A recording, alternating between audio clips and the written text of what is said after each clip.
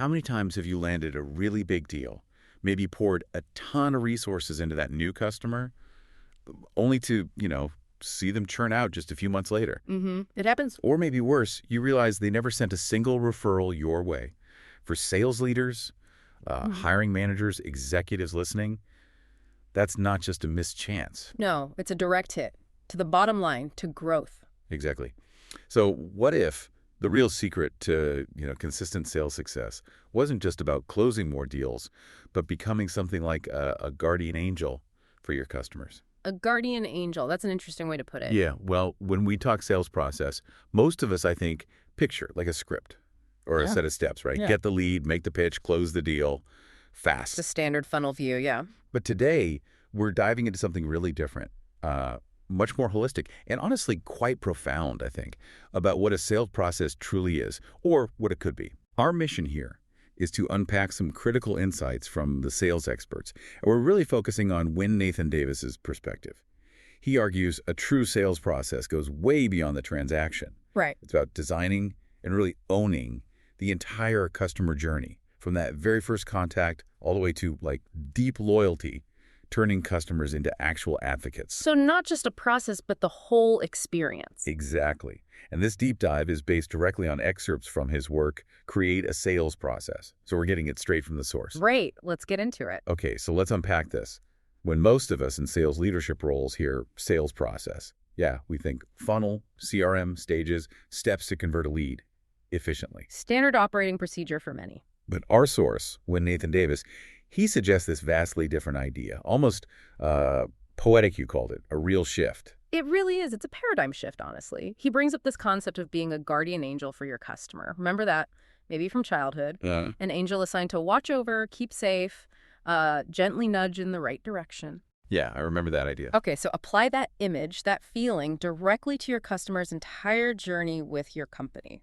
Okay. I see where you're going. You start to see how big a shift this is. It's not just about the sale anymore. It's about being this entity that's dedicated to their well-being, their success through their whole time with you. The entire life cycle. The entire life cycle. That's the core idea. A truly effective sales process is the customer journey, start to finish.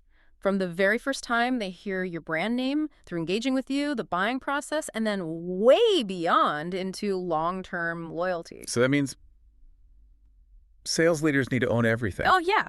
It means you, as leaders, as executives, have to take full ownership, unequivocally, every single touch point. Every single one. What specifically? Think about it. Your marketing messages, right? The actual sales conversations, how your service team interacts, how smoothly delivery happens, even how clear and fair your billing is. Even billing. Wow. Yes. Every single moment needs to be thought through, designed intentionally, executed perfectly, really, so the customer feels valued, understood, supported. That sounds like a lot. It is a lot. But this comprehensive, almost empathetic approach, that's what drives not just the first sale, but sustained success. Less churn, predictable revenue. If you ignore any part of that journey, well, you create friction, you lose trust. Yeah, you undermine everything else you've done well. Exactly. Even the best product can fail if the journey around it is broken. Okay, so for the sales leaders listening, how do you actually do that? Be a guardian angel without being, annoying or losing focus on hitting the numbers. That seems like the big challenge. That is the challenge. And what's really fascinating about this approach that Nathan Davis talks about is how it needs two things that seem almost opposite to really nail that whole customer journey. That's exactly right. It's this blend, this mix of consistency and authenticity. That's where the real, the magic happens, as the source puts it. Consistency and authenticity. Okay, break that down. Okay, think about big companies, established players. They're often brilliant at consistency, aren't they? Yeah, like McDonald's. You mentioned McDonald's. Perfect example, Tokyo, London, Kansas City.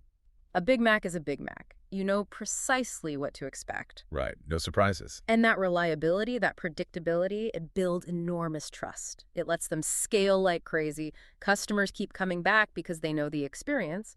For executives, that means processes, standards, CRM systems, ensuring every interaction hits a certain quality bar. Consistency is the foundation. Okay, that makes sense for big business. But what about the other side? Right. The counterpoint is often smaller businesses, where they might lack that huge scale, they often shine with authenticity. Ah, the personal touch. Exactly. That genuine care, the human connection, it feels different.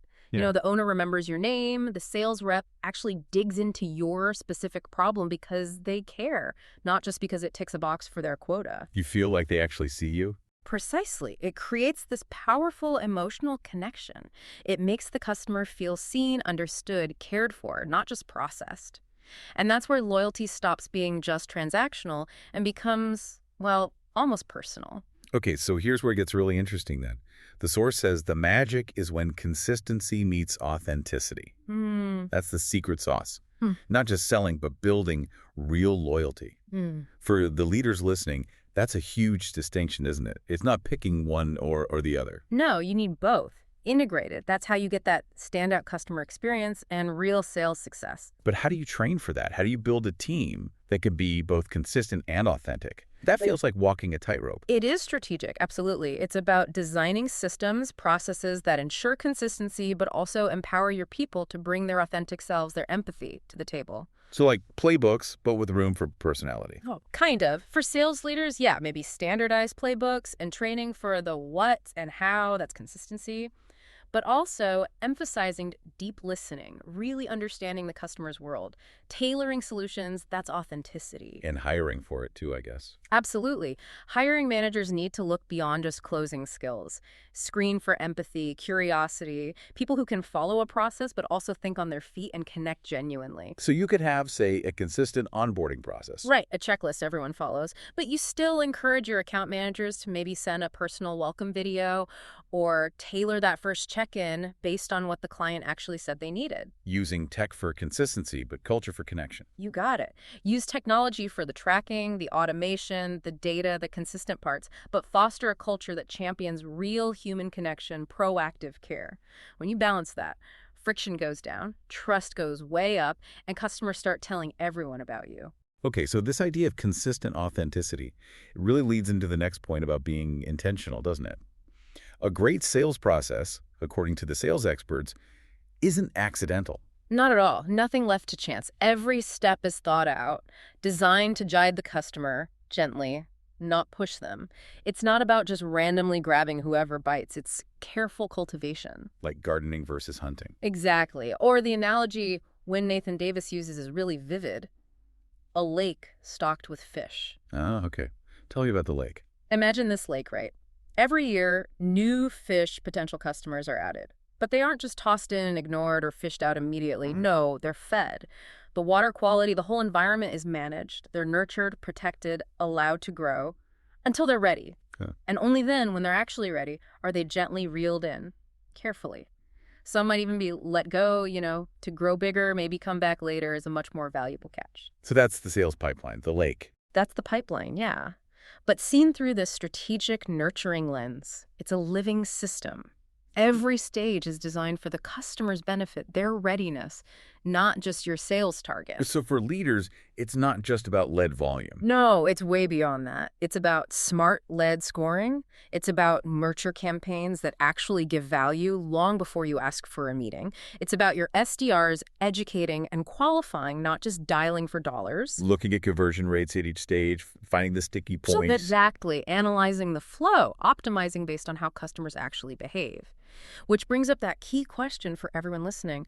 Are we really designing this whole thing from the customer's point of view? Are we creating something they actually trust, maybe even enjoy, something they want to come back to? Yeah. Is our lake healthy for them? Is the food we're providing helping them grow? That's a really powerful shift from just hitting quota. And the source uses another metaphor, one that probably hits close to home for a lot of us thinking about customer relationships. The one-night stand versus the long-term relationship. Oh, yeah. That one definitely lands. It really spells out the difference, doesn't it, between just a transaction and that guardian angel goal. It's stark, yeah, but incredibly accurate, I think. Think about the one-night stand in sales. Yeah. The beginning is intense, right? Lots of attention, flattery, maybe some fake urgency. This deal's only good today. You've all seen it, or maybe even done it early in our careers. Right. The sales team is brilliant up front, charming, persuasive, seems totally focused on you, but then, poof, contract signed, invoice paid, deal closed, silence. Radio silence. Exactly. The customer feels, well, used, forgotten, abandoned even. And guess what? They churn, and they definitely don't refer you. Bingo. They walk away, and critically, they never refer. They might even warn people off. It's purely transactional, and it just kills future growth, your reputation, everything long-term. Okay, so contrast that, the long-term relationship. It's the complete opposite. In business, like in a healthy relationship, the wooing, the care, the attention, it never really stops. It shouldn't anyway. It shouldn't. It's about constantly nurturing that connection, consistently delivering value, proactively showing you care, not just when it's time to renew, but all the time. So that means things like great onboarding. Seamless onboarding, yeah. Yeah. Proactive check-ins from customer success, real support when they need it, genuine interest in how their business is changing and what they need next. So connecting this back, this really gets at the difference between just having a selling system like a script or a tactic and having a true sales process like Davis describes. Exactly. One helps you maybe grab a deal today, force it through sometimes. Right. But the other, the true process, according to the sales experts, helps you build a sustainable business, one that thrives on consistent revenue, predictable growth, and customers who actually want to help you succeed. It's moving from just chasing deals to actually cultivating this loyal base. Yeah. For executives listening, that sounds like it needs different metrics, different training, maybe a whole different company culture. How do you even start that shift? Yeah, it's a big shift, and it has to come from the top. It starts by really embedding this guardian angel idea into your company DNA, your culture. Oh, like changing commission plans? That's a huge part of it, aligning incentives. Maybe commissions aren't just tied to closing new logos, but also factor in retention, customer satisfaction, maybe even referrals generated. Okay, and hiring. Hiring managers need to recruit for people who are natural relationship builders, not just sharks focused on the close. You need to invest seriously in customer success, make sure they're tightly integrated with sales, no dropping the ball after the handover. So a selling system is tactical for one interaction. Right. While a sales process is this whole strategic ecosystem designed to maximize customer lifetime value. It needs everyone, marketing, sales, service working together, seeing the same customer view. Often needs good tech like CRM and CX platforms to make it work smoothly. It's about building that flywheel effect, not just a one-off transaction. Okay, so let's bring this home. For the sales leaders, the hiring managers, the executives listening, what does this actually look like in practice? What are the key actionable things they should focus on right now to build this guardian angel process? Right, let's get concrete.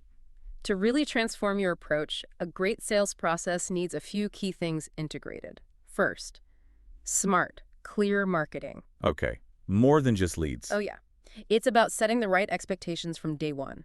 Communicating clearly what the whole journey will be like, including support after the sale. You're marketing your promise to be that guardian angel, not just your features.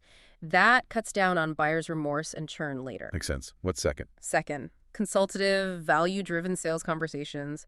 Get your team beyond just pitching. They need to be like strategic advisors. Really dig into the customer's challenges, focus on the solution, show the ROI, build a real partnership during the sale. So hiring for industry knowledge, listening skills. Absolutely. Problem-solving skills, training on strategic questions, solution design, not just objection handling. Okay. Third, relationship building throughout the entire life cycle. This isn't just a job for the account manager after the sale. It's continuous from the very first touch. Proactive check-ins, sharing useful stuff, maybe building a community. It means sales, success, product teams all talking to each other, working together for the customer. Got it. And finally, number 4, exceptional post-sale care. This is where the guardian angel really earns its wings, right? It means smooth onboarding, real support when needed, proactive communication, constantly proving your commitment didn't end when they paid the invoice. This is how you turn happy customers into those raving fans who send you business. Okay. Smart marketing, consultative selling, continuous relationship building, post-sale care. Exactly. When you weave those together, the process becomes, as the source says, thoughtful, predictable, repeatable, and personal. It's a framework for consistent excellence that actually scales and gives you a serious edge. And the impact on the business, you mentioned it earlier. Yeah, the impact is profound. Sales stop being this roller coaster, this stressful scramble. Revenue smooths out, becomes more predictable.